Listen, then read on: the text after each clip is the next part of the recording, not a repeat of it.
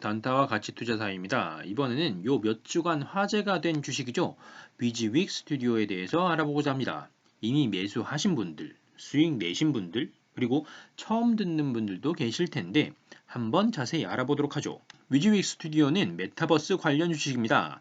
가볍게 서치해보면 메타버스 관련주라고 다양한 언론에서 소개하고 있습니다. 메타버스와 관련된 증강현실 기술 관련으로도 보이긴 하는데요. 하지만 사실 이렇게만 봐서는 뭐하는 업체인지 정확히 손에 잡히진 않았습니다. 그래서 좀 더 찾아보면 위즈윅 스튜디오의 기술력을 조금 부연 설명해 놓은 것들을 찾을 수가 있었는데요. CG나 VFX 기술을 가지고 있는 것이 위즈윅 스튜디오인데 이것이 메타버스의 근간이 되는 것이죠. 그렇기 때문에 함께 언급이 되는데 그 중에서도 위즈윅 스튜디오 같은 경우에는 얼굴 시뮬레이션 기술에 특화되어 있다고 합니다.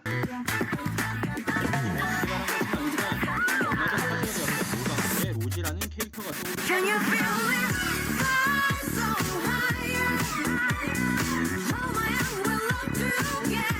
여튼 이 같은 기술력을 바탕으로 구현을 하고 있고 이것을 메타버스 혹은 증강현실을 넘어선 확장현실이라는 개념의 XR에 적용한다고 합니다. 좀 더 구체화된 사례를 확인해 보기 위해 찾아봤습니다. 뮤직 홈페이지에 소개되어 있는 영상인데요. 홍보 자료에 많이 나오는 승리호의 장면도 보이고 기사에서 강조된 얼굴 표정이 어디서 적용되었는지는 모르겠지만 그것 말고도 할 것도 많고 하고 있는 것도 너무나 다양하고 많다는 것이 명확해 보였는데요. 하지만 그 수준도 중요하게 생각되었는데요. 그래서 작업한 내용을 쭉 훑어봤습니다. 익숙한 작품도 있고 작품 이름만으로는 생소한 것도 있고 우리가 아는 영화 등이 아닌 다른 곳에서 작업한 것도 있었습니다. 하지만 확실한 것은 우리가 이름을 들어서 알만한 작품의 제작사들과 함께 했다는 것이죠. 최근에는 작품의 실패를 CG가 구리라는 표현으로 잡는 경우도 있긴 하지만 작품의 성공이 CG나 VFX 때문이라고 하지는 않죠. 즉 위지위기 실력은 이미 메이저에서 통할 정도로 상급으로 올라왔다고 해도 무방해 보인다는 것입니다. 이렇게 제작은 하고 있는데 돈은 잘 되고 있을까요? 일이 많다는 것과 그 산업에 돈이 잘 돌아간다는 것은 전혀 다른 이야기죠. 그래서 손익계산서도 좀 살펴봤습니다. 연간 매출은 2019년 460억 하던 매출을 2020년 1100억까지 2배로 끌어올렸습니다. 매출 성장으로 보면 엄청난데요. 하지만 그만큼 비용도 많이 늘었습니다. 그래서 영업이익은 오히려 쪼그라들었습니다. 2019년 영업이익 66억에서 2020년 영업이익 18억 수준.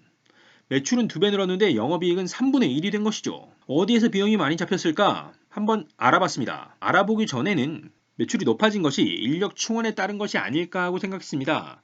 아무래도 CG나 영상 효과는 사람의 손이 많이 필요하니까요. 하지만 그렇지 않았는데요.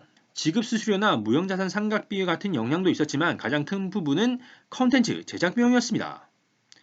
외주 제작비가 1.5배 수준으로 늘었고요. 영화, 드라마, 예능 제작 원가가 모두 크게 늘었습니다. 영화 제작 원가는 기존에 들지 않았지만 260억이 2020년에 들었고 드라마도 280억, 예능 제작 원가도 28억으로 인건비를 연간 70억 정도 소모하고 있는 것에 비하자면 외부의 자원을 활용하는데 매우 적극적인 상황이라고 할 수 있겠습니다. 그래서 뭘 제작했나 하고 봤더니 최근에 TVN에서 했던 하이클래스라는 드라마 제작사였더군요.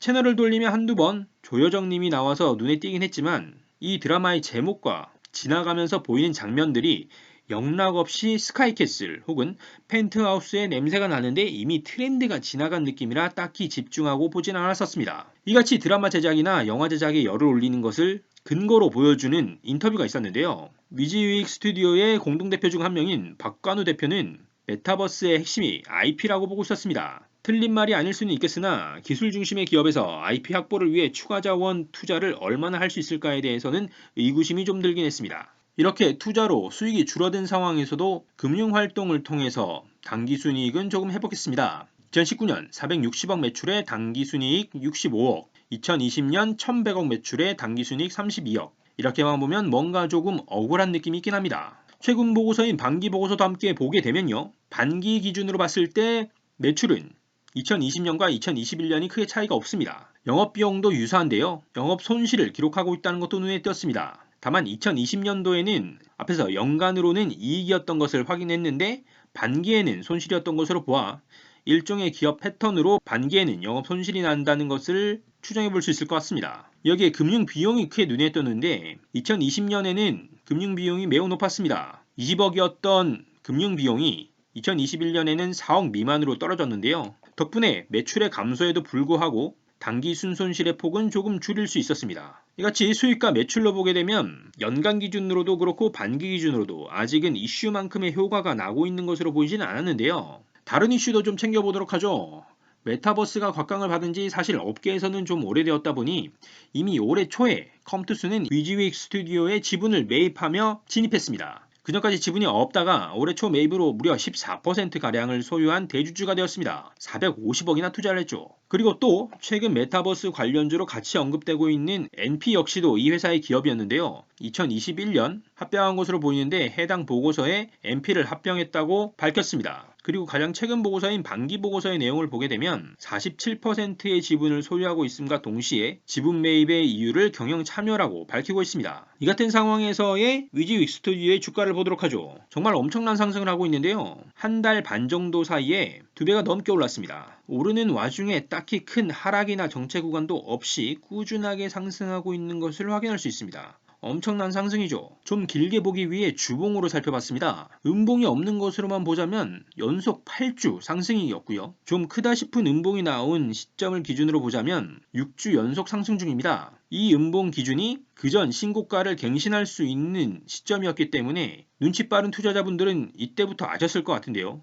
그리고 나서도 6주나 연속으로 상승했습니다. 그렇다면 앞으로도 계속 오를까요? 유사한 트렌드를 보였던 다른 종목을 한번 확인해봤습니다. 시젠인데요. 코로나 초기에 엄청난 주목을 받고 그때까지만 해도 코로나라는 이슈를 지나가는 테마 정도로 여겼기 때문에 코로나 대장주라고도 불렸죠. 이때 상승이 엄청났는데 중간에 음봉이 좀 있긴 했지만 주봉으로 보게 되면 6주, 7주 정도를 꾸준하게 상승했습니다. 하지만 그리고 나서 갑자기 엄청나게 떨어졌습니다. 이 주봉이 일주일로 보이지만 일봉으로 보더라도 엄청난 하락이었는데요. 시젠이 다른 종목의 다른 시점에 관한 이슈라고 한다면 비슷했던 혹은 관계 기업의 최근 흐름을 통해서 좀 더 추정해 볼 수 있는 근거를 찾고 싶었습니다. 먼저 관계사인 컴투스를 보도록 하죠. 컴투스는 주봉으로 봤을 때 상승하려다가 지난주에 꺾였습니다. 이 주봉을 일봉으로 보게 되면 살짝 꺾이는 이 같은 그림을 볼 수가 있었는데요. 컴투스가 투자기업이라면 피투자기업인 NP의 주식은 더욱더 극적이었습니다. 위지가 비슷하게 상승 흐름을 보여준다 싶더니 폭락했습니다. 제가 오른답시고 NP를 이쯤에서 샀다라고 하면 지금은 정말 멘탈 관리가 전혀 되지 않는 아무것도 안 보이는 시점일 것 같은데요.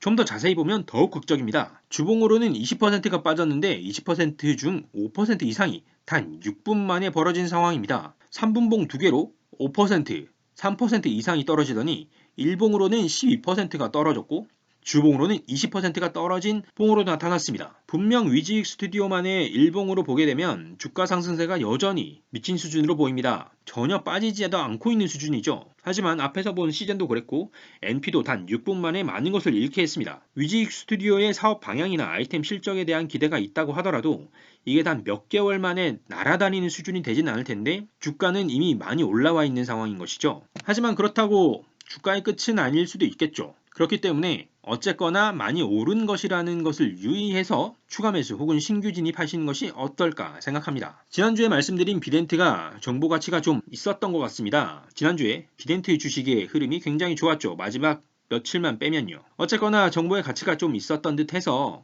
좀 마음이 안도되었었는데요. 오늘 전달드리는 위즈윅 스튜디오 역시 효과 있는 정보가 되었으면 하고요. 그럼 저는 다음에 새로운 종목과 정보로 찾아뵙도록 하겠습니다. 감사합니다.